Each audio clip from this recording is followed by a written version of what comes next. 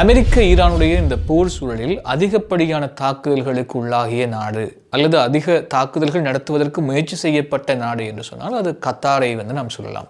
கத்தாரிலே தான் மத்திய கிழக்கிலேயே ஆகப்பெரிய ஏர்பேஸ், அமெரிக்காவினுடைய ஆகப்பெரிய தளம் அமைந்திருக்கிறது. அதாவது அல் உதைத் எனக்கூடிய இந்த அமெரிக்காவினுடைய இராணுவ தளம். இந்த தளத்தை குறிவைத்து தான் நிறைய தாக்குதல்கள் ஈரான் மூலமாக மேற்கொள்ளப்பட்டது. அந்த தளத்தை அமெரிக்கா உடனடியாக காலி செய்து கொண்டு போக வேண்டும் என்பது ஈரானுடைய எதிர்பார்ப்பாக இருக்கிறது. இந்த சூழ்நிலையில் ரெண்டு முக்கியமான விஷயங்களை நாங்கள் பார்க்கணும். ஒன்று, ஈரானுக்கும் அமெரிக்காவுக்கும் இடையில சமாதான பேச்சுவார்த்தை நடத்துவதற்கு மிகுந்த முயற்சியை மேற்கொண்ட ஒரு நாடு அப்படின்னு சொன்னால் அது கத்தார் தான்.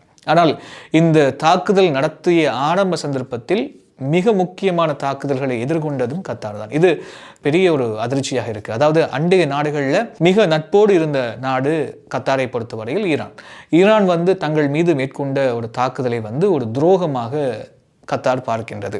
மத்திய கிழக்கு நாடுகளுடைய அரசியல் தலைவர்கள் கொடுக்காத ஒரு நேர்காணலை கத்தாரினுடைய பிரதமர் முகமது அல் ஜாசிம் ஒரு ஊடகத்திற்கு வழங்கியிருந்தார். அதில் அவர் மிக முக்கியமான நிறைய விஷயங்களை அவர் சொல்கின்றார். அதை பார்க்கின்ற போது இவ்வளவு விஷயங்கள் கத்தாரிலே நடக்கிறதா என்பதை என்னால் புரிந்து கொள்ளக்கூடியதாக இருந்துச்சு. அதில் முக்கியமானது, இன்றைக்கு உலகத்தில் ஏற்றுமதி செய்யப்படக்கூடிய இயற்கை எரிவாயுவில் 20% இயற்கை எரிவாயு கத்தாரிலே இருந்துதான் உற்பத்தி செய்யப்படுகின்றது.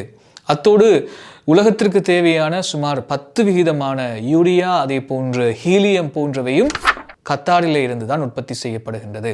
இவை எல்லாமே இந்த தாக்குதலின் மூலமாக பாதிக்கப்பட்டிருக்கிறது என்று சொல்லி கத்தாரினுடைய பிரதமர் சொல்லுகின்றார். அத்தோடு இது கத்தாரினுடைய ஒரு நிலைப்பாடு. அதாவது மத்திய கிழக்கு நாட்டில் கத்தாரினுடைய தனிப்பட்ட உற்பத்தி ஏற்றுமதி செய்யக்கூடிய இந்த விஷயத்தை அவர் சொல்லியிருக்கிறார். ஆனால் இதே போல இன்ன பிற நாடுகளுக்கு தனித்துவமான சில உற்பத்திகள், தனித்துவமான நிலைப்பாடுகள் இருக்குது. சுமார் பல மில்லியன் கணக்கான சர்வதேச பயணிகள் இந்த மத்திய கிழக்கினுடைய நாடுகளூடாகத்தான் தரித்து பயணம் செய்கிறார்கள்.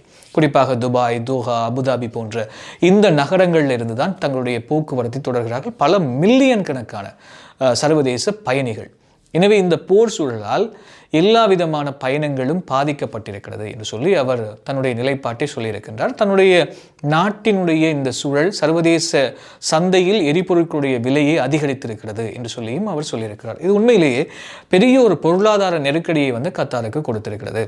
குறிப்பாக கத்தார் ஏர்வேஸ் எனக்கூடிய ஒரு சர்வதேச தரம் வாய்ந்த விமான போக்குவரத்து சேவையினை கத்தார் வழங்கி கொண்டிருக்கிறது. இந்த கத்தார் ஏர்வேஸினுடைய நிறைய விமானங்கள் கத்தாருக்குள் நுழைய முடியாமல் பல சர்வதேச நாடுகளில் தரித்திருக்கக்கூடிய நிறைய நாடுகளில் இருக்கக்கூடிய கத்தார் ஏர்வேஸினுடைய ஊழியர்களுக்கான அனைத்து வசதிகளையும் கத்தார் ஏர்வேஸ் செய்து கொடுக்க வேண்டிய தேவைக்கு தள்ளப்பட்டிருக்கிறது. அத்தோடு நிறைய விஷயம், அதாவது வருமானம் இல்லாத செலவு என்கின்ற அடிப்படையில் கத்தாருக்கு நிறைய செலவுகள் தற்போதைய சூழ்நிலையில் நடந்து கொண்டிருக்கிறது. கத்தார் ஏர்வேஸ் மூலமாக மட்டுமல்ல, இன்ன பிற உற்பத்திகள் மூலமாகவும் இந்த செலவுகள் போய்கொண்டிருக்கிறது. அத்தோட கத்தாரிலே வேலை செய்யக்கூடிய வெளிநாட்டு பணியாளர்களுடைய நிலைமை, ராஸ்லஃபான், அதே போன்று மிசைட் போன்ற பகுதிகளில் இருக்கக்கூடிய நிறைய ஃபேக்டரிஸ் இந்த போரினுடைய சூழலால் மூடப்பட்டிருக்கிறது அல்லது அதனுடைய உற்பத்திகள் குறைக்கப்பட்டிருப்பதாகவும் பிரதமர் தன்னுடைய நேர்காணலில் சொல்லியிருக்கின்றார்.